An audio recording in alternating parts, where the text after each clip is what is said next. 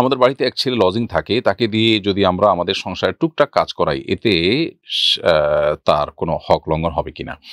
উত্তর হলো, সাধারণত লজিং এর যে সিস্টেম আমাদের দেশে প্রচলিত আছে সেটি দুটি। একটি হলো যে আল্লাহর কাছ থেকে সওয়াবের আশায় কোনো শিক্ষার্থীকে মাদ্রাসা বা স্কুলে কোনো শিক্ষার্থীকে নিজের বাসায় রাখা, যেন সে খেয়ে পড়ে এখান থেকে শিক্ষিত হতে পারে। এটা হলো আল্লাহর কাছ থেকে সওয়াবের আশায়। এটা যদি হয়ে থাকে তাহলে সেক্ষেত্রে তাকে দিয়ে যদি আপনি কাজ করান আর খাদ্যের বিনিময়ে, থাকার বিনিময়ে কাজ করান, তাহলে সেক্ষেত্রে সওয়াব আর পাবেন না, আপনার সওয়াবটা থেকে বঞ্চিত হবেন।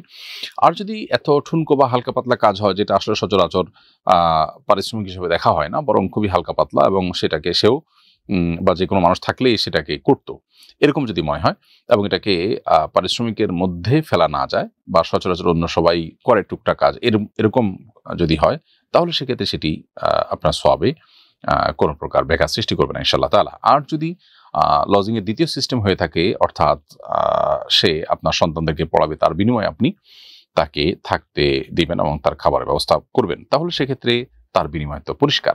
এরপর অতিরিক্ত যে কাজ করাবেন সেটা তার প্রতি অবশ্যই জুলুম হবে।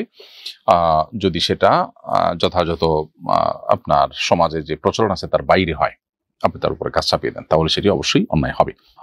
আর যদি বিষয়টি এমন হয় যে তার কাছে এটা পরিষ্কার যে আপনি তাকে কাজও করাবেন, আবার খাবার থাকার দিবেন এবং বিনিময়ে সন্তানদেরকে পড়াতে হবে, তাহলে এটা পার্ট অফ তার ডিউটি, সে করবে, তাতে অসুবিধা নেই, কিন্তু সেটা ক্লিয়ার থাকতে হবে আগে থেকে।